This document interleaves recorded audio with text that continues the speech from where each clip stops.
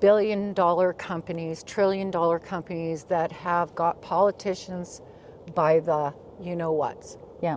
A lot of politicians who are connected to our industrial corporations. I did say to you, I didn't want to be that politician that everybody could change. Yeah. I don't want to be. I just want to be Jackie and care about people, and with all my faults and all my good points, but I do care, and I think that's the bottom line is I care. I care what happens to my community, my city, my province, my country. I care about all that. When people first started coming here, First Nations people didn't leave them outside. Yeah. We brought them in, we fed them, we clothed them, we kept them warm. Get out there and vote. Campaign going for you so far. This is your very first time as a candidate, but I've got to say I really hope that you're going to stick with the party, and I'd really love to see you involved moving forward because I think you're amazing. Okay, thank you. I've been talking to a lot of people in the neighborhood and letting them know that I am running. Yeah. But my family's very excited. Like my family's so excited for me. Like they're like, well, Mom, I'll vote for you. And I says, you can't. You don't live in my constituency. I can tell them about the candidates in the other. Right? That's what I told them. I said, you can vote for the Green Party in your constituency. Yes. And my daughter, who hasn't voted since she was 18, said to me, I'm voting this year, Mom. Wow. I was like, yes. Oh my gosh, I love hearing that. Right? I don't like it doesn't matter to me in the sense of the obligation for voting is that you get out and vote. Exactly. And vote to your own conscience, your own conscience when you're what you feel is best for yourself, your community, your family, our country, our province. Yeah. So. Yeah, and I mean, I really think that you embody green values, and so no, I'm actually really happy that I was able to be here today for this video because it's nice to be able to check back in again. Make sure we're still on the same page, but yes. Oh no, I knew you were. I think my biggest cry is for the homeless. Like if I had any real big cry in my heart, it's to make sure that people have homes, and I don't know. That is one of our three big issues this election, and I mean, as an MLA, I think that that's such a worthy thing to dedicate yourself to. Yeah. Well, I just keep thinking to myself, Canada is so much different than other countries, and we've always really valued community and helping people and making sure they have homes. And I actually said this to another person. I said, when people first started coming here, First Nations people didn't leave them outside. Yeah. We brought them in, we fed them, we clothed them, we kept them warm, and gave them a safe place to be. And I don't think that value should change just because we're apparently a richer country. And if we are a richer country, we should be more. We should be doing better than what we're doing. Oh my gosh. So that is also one of course, the Saskatchewan Greens top issues, definitely one of my top issues as well. Yeah. What would be maybe your second top issue? Healthcare, addiction services. I believe that healthcare is something we pay for in this province, and we should have access, and it shouldn't have to be weeks down the road. And I think what's sad is at one time in the province here, we didn't have this issue. Yeah. And then all of a sudden we hit a boom and we grew everything except for our social programmings and our health programmings. And I'm wondering, why wouldn't we grow that with our boom? Yeah. And so, I believe in healthcare and our addiction services. I have family members that have struggled with addictions over decades. Yeah. And they've always had access to programming, to detox, and it's not weeks down the road. It used to be right away. It has gotten a lot worse. It really has. Yeah. I remember that too. My mom could walk. My mom was an alcoholic, so I can say that, and we'll say you can cut it out if you want. But my mom was an alcoholic, and she knew Mr. Larson, and she would walk in and she would say, I'm here, I need help. And he'd say, okay, we got a bed for you, B, you know, and let's get you.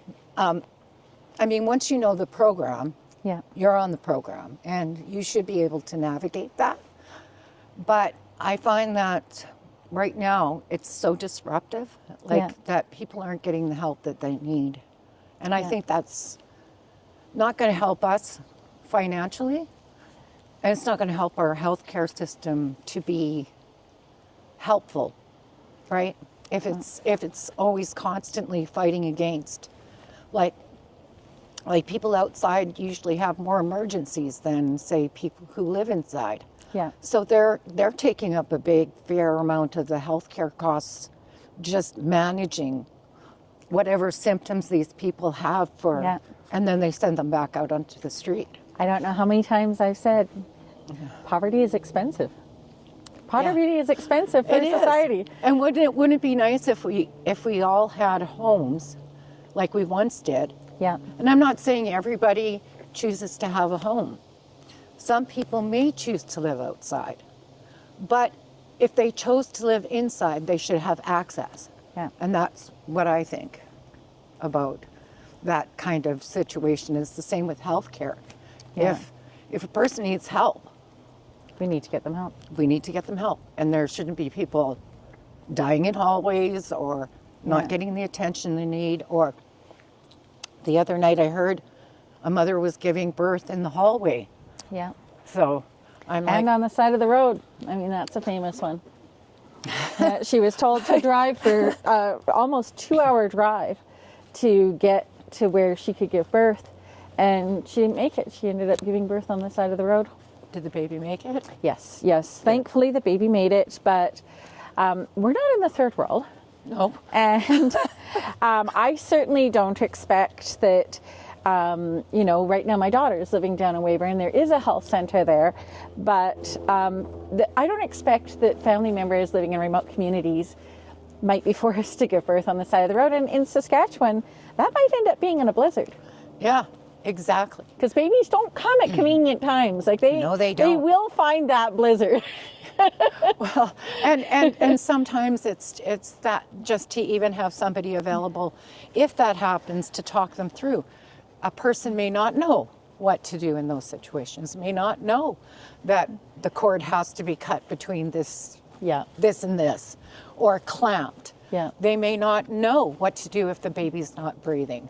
And because we don't really spank babies anymore when they're born, that would be something that a parent would not think about today, although that could be, the alternative if you can't get the baby to breathe right away. So, it's really sad. And I think, too, that we have a lot more, because our populations have exploded, we don't have a lot up north either. Yeah. Like, we don't have anything that's accessible to everybody. Yeah. Our northern populations definitely have trouble accessing the care that they need, for sure.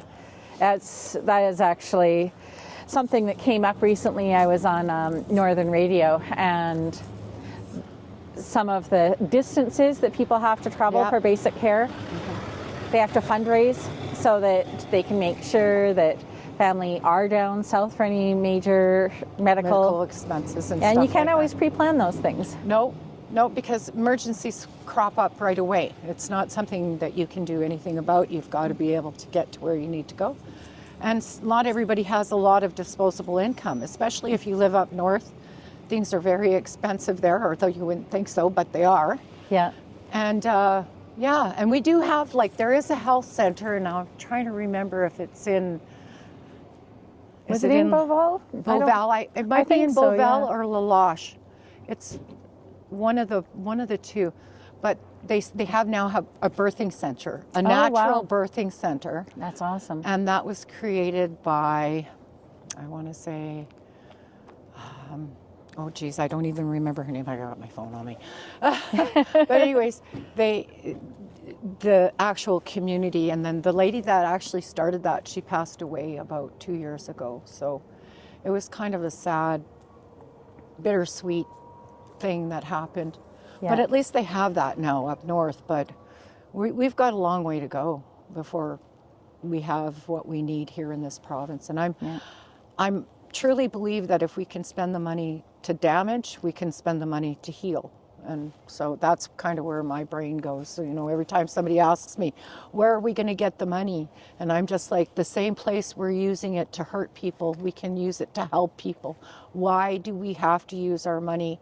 And especially me, because like I think about myself, I'm a taxpayer, and I think about all the reasons why we pay taxes, and those reasons are not being met in this province. They're not. And when our prime minister has to step in, like him or not, he has to step in because the people that run this province don't have enough common sense in their heads to know what they're doing is wrong. Yeah.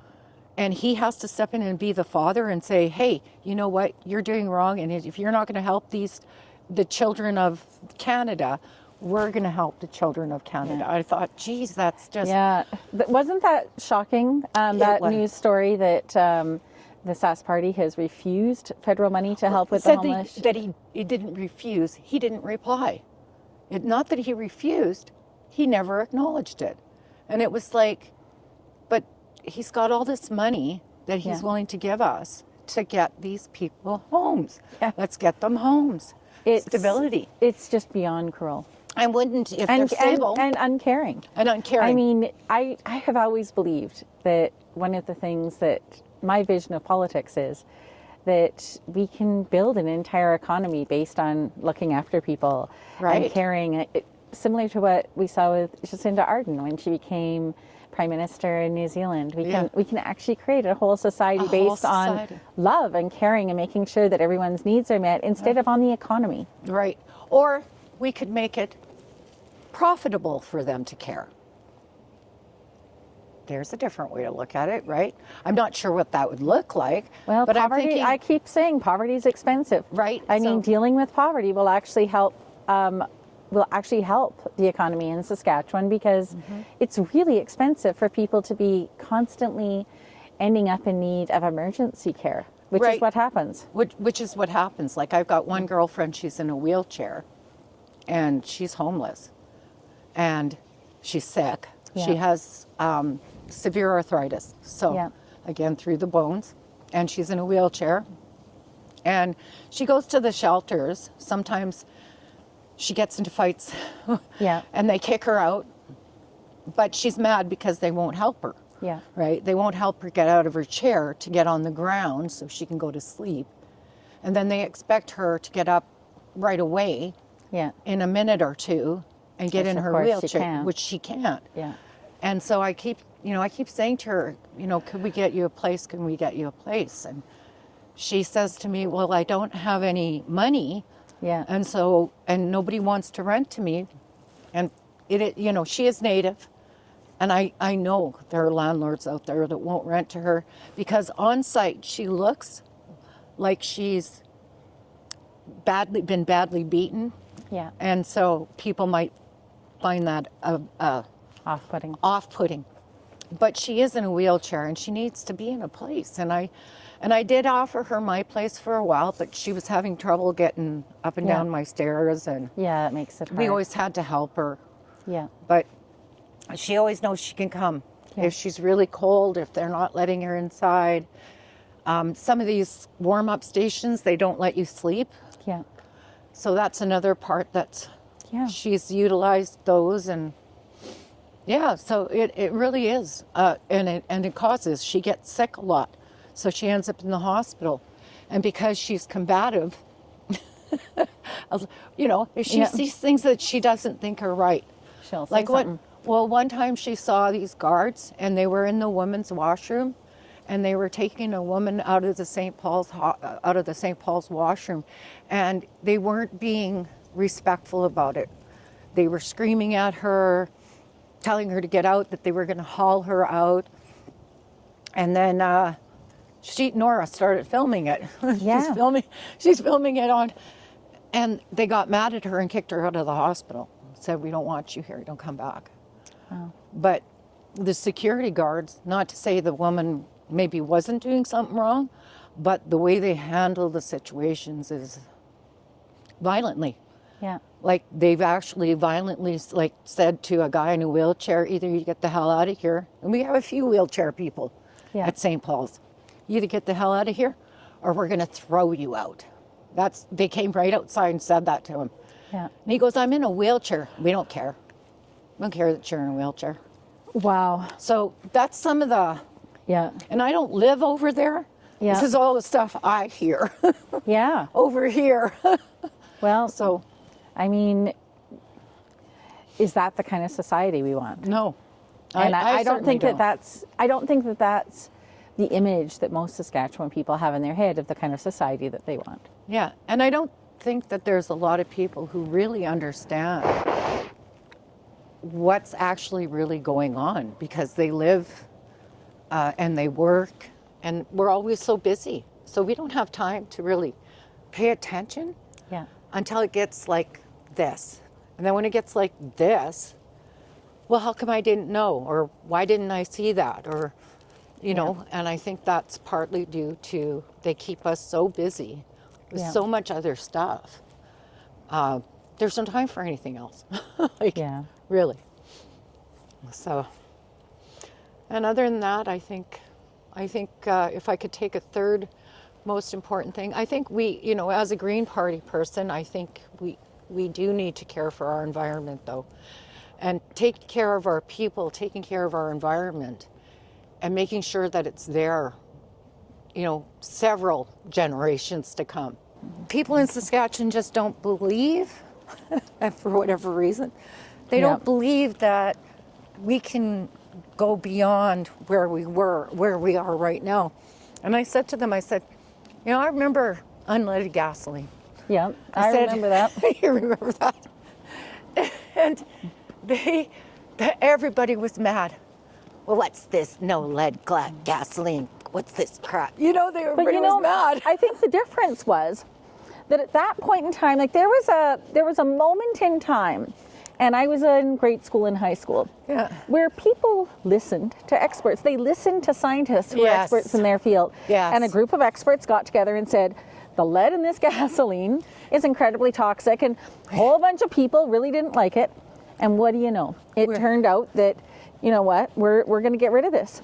Mm-hmm. And then later, we had the hole in the ozone later, and we had acid rain. Yeah. Again, you know, a lot of people may have not liked having to give up the products that were causing this and change their lifestyles.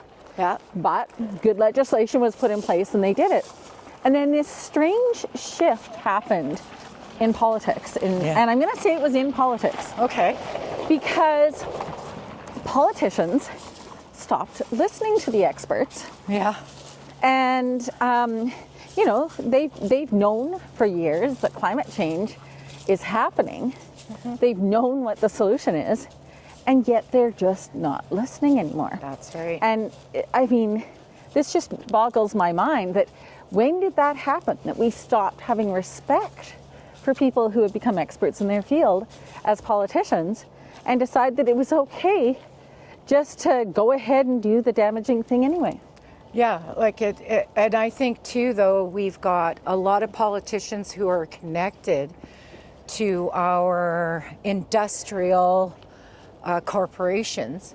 But the thing is, I think that's one of the things that sets Green Party politicians apart. We don't have any money. We don't have any. We don't have any big campaign accounts. This election, the party literally managed to barely fundraise enough to get all the candidates on the ballot, and then our candidates have no money to campaign with, but they have heart. But they have heart, and they care about what's going on in our world. And I think that's the important thing to understand, is that we're fighting against billion-dollar companies, trillion-dollar companies that have got politicians by the you-know-whats. Yeah. And could be their little toes, for all I care. But I think that's where our issue lies with why don't they? Yeah. It's not that they don't. It's that they've got all this money. Yeah. And we don't see what's being put in their pockets behind closed doors. We don't know. So is that part of what had you say yes when I asked you to be a Green candidate? You could see that it was a party of activists. Yep. And I did say to you, I didn't want to be that politician that everybody could change. Yeah. I don't want to be. I just want to be Jackie and care about people, and with all my faults and all my good points, but I do care, and I think that's the bottom line is I care. I care what happens to my community, my city, my province, my country. I care about all that. Get out there and vote. Whatever you do, go and vote. That has been my message all along. You can vote for me, Yeah. but vote to your conscience. And the big thing is get out and vote. Yeah. I think we really, I can see that there's some changes coming. Yeah. And I hope a few of our Green Party candidates get in. I hope it's you. Okay. Anyways, So thank you so much. Thank you. I hope I didn't